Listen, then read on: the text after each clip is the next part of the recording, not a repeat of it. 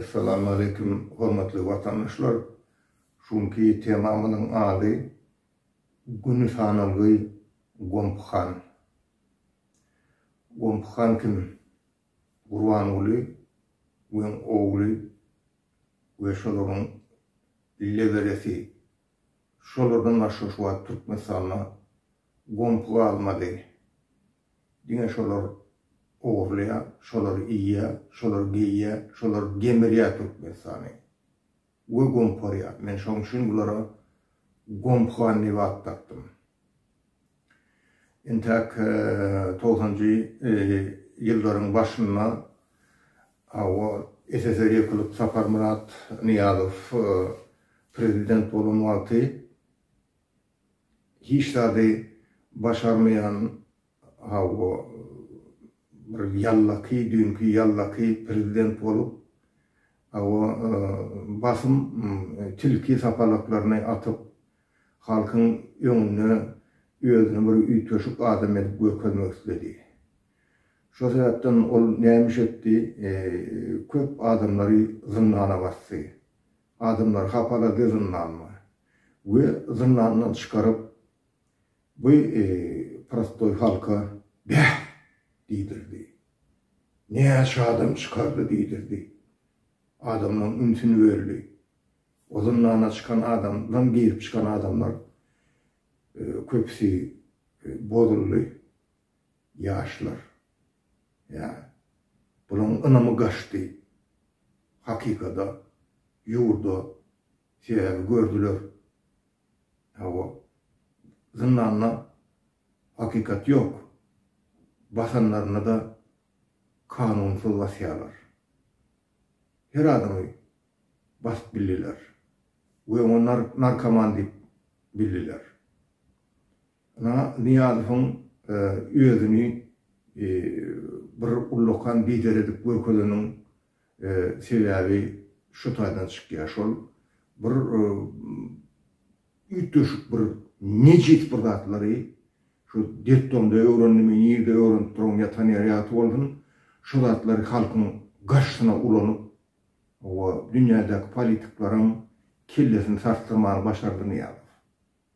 Hinýedem oňa köp kişi Türkmenbaşy diýip nime diýär? Türkmenbaşy derle Türkmeniň planeriniň başı ol. Ýatan ýaty boldy. Mundan soň kim geldi? Mundan soň gelen Gurvan oğlu Berdimuhammedow, olam bir tuýamşyň ogly. Onda da terbiýe ýok. O gürläbem bilen okdy başda, ýadyňda düşýän bolsa. Häzir hem maňa edip gürlýär. Narkoman bilen hem bilen okmaýan onu. Bunun ne etti? Bunun hiç az başarmadı. Yurt yıktı. Zavod fabrik yıktı. Halkları işti oydu. Bütün halkı. Zindana günäsi bastı. İzarladı. Bu zatların halk öwrenşenladi. Öňkü Niýazowyň eden zatlaryň öwrenşenladi halk. Onu bu näme diýdi? Gara maşyny minmek bolanok. Gara maşynlary ak renkledip başlady. Dine ak maşyn minmeli aşawatda. Olam şo bet diýdirmek istedi. Welti pistron boldy.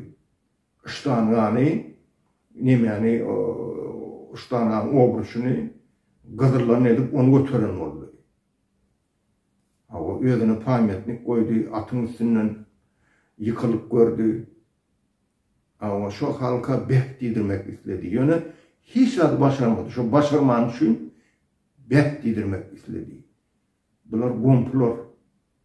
Gomporyalar näme üçin? Bet diýdirmek isleýärler. Birden beýleki adamdan özüni üýtgeşik gökölmek isleýärler. Şo bet diýdirse, şo men üýtgeşik, men gow geýnýän, men akylly, men oğudun, men bay diýip özüni halkyň oňuna gökölmek istedi. Berdimuhammedow we oňun aşgalasy. Şeýdip bular ýurdu ýykdylar. Häzir Türkmenistana ekonomikada durbilen ok aýak üstünde. Hemme zat paralel bolan, paralel. Adam paralel bolan oranda ýörep bilen ok. Türkmenistanyň ekonomikasy şeýle. Aýak üstünde duranak. Näme üçin? konvertasiya yok. Haçan esen nasyonal valyutan başka valyuta konvertasiya edilmeyen bolsa, ondan soň senin ekonomikaň yıkılan, paralize bolan. Sen öýe bir dogum çörek getirip bilmeýän bolsaň, sen öýüňe ýeti däl. Edirşlerim soraýaly. Bular ýurdun eýeti däl. Bular ýurdun oğrusy. Bular ýurdun gompukanlary. Bularyň güni sananly adamlar. Men şunu aýtmak isleýän. Güni sananly. Bular muny duýýar.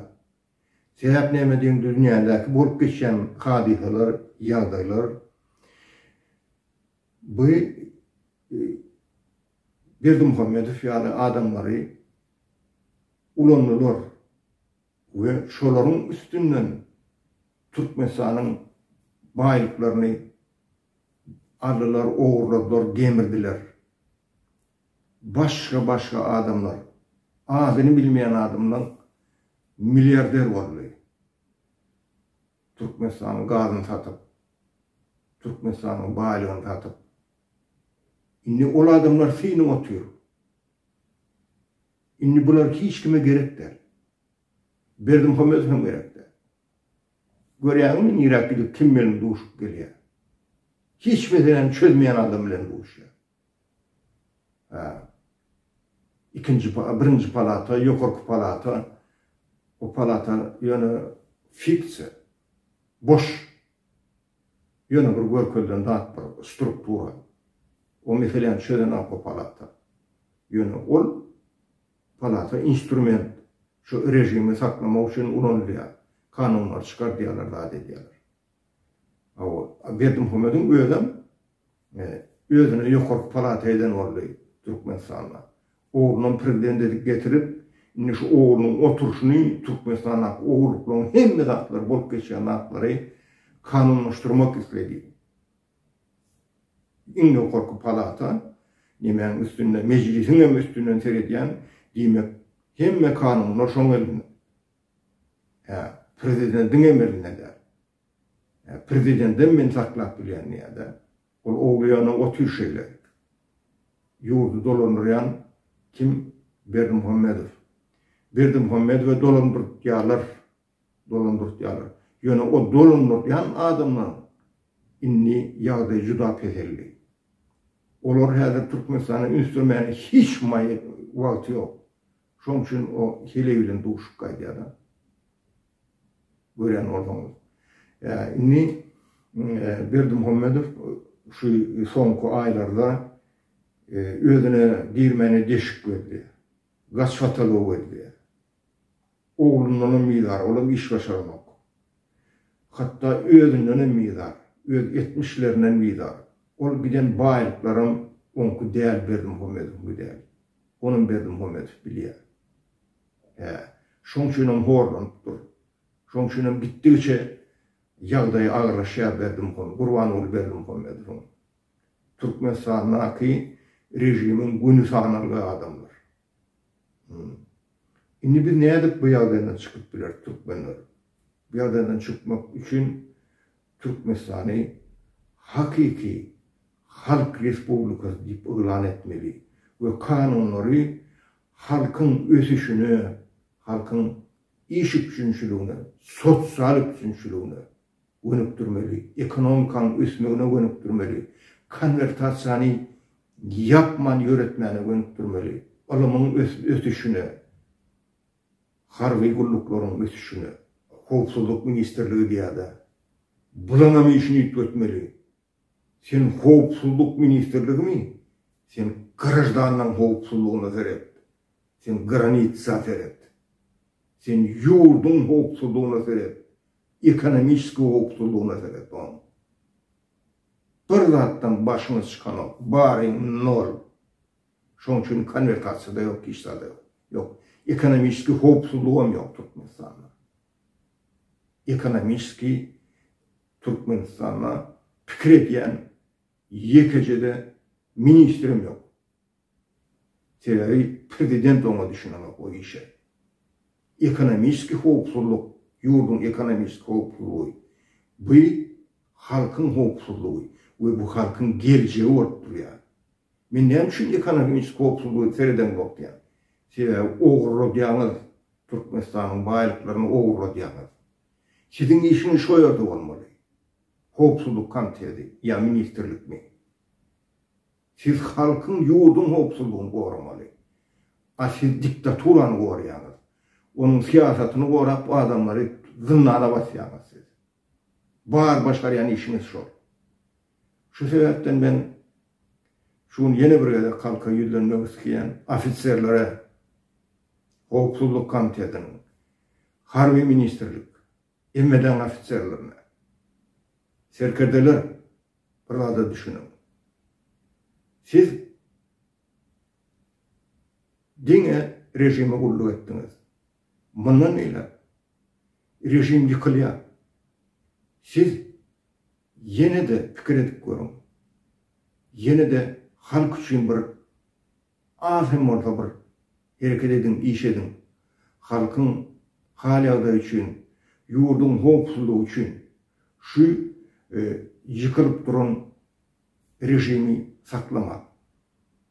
Siz yardım edin yurda demokratiyanın gelmegine ve inniki nefillerinizin akval üçün görüşün. Girin bizim görüşümüze, Türkmen harekete. Gelin Türkmenistan'ı ütvedelim. Türkmenistan inni kalmasın haramlan eline, ya gelmesin şuraya haramlar. Getirmesinler.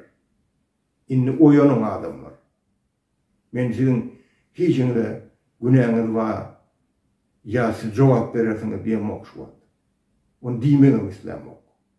Ya, size köp günahları ettirdiler. Yani şu günahınız ýuwun diýen şu wagt size. Inni wagty geldi diýen. Rejim ýykylýar, bir ýurdy täzeden gurmaly. Men şu zatlar şunu size aýtmak istedim adamlar.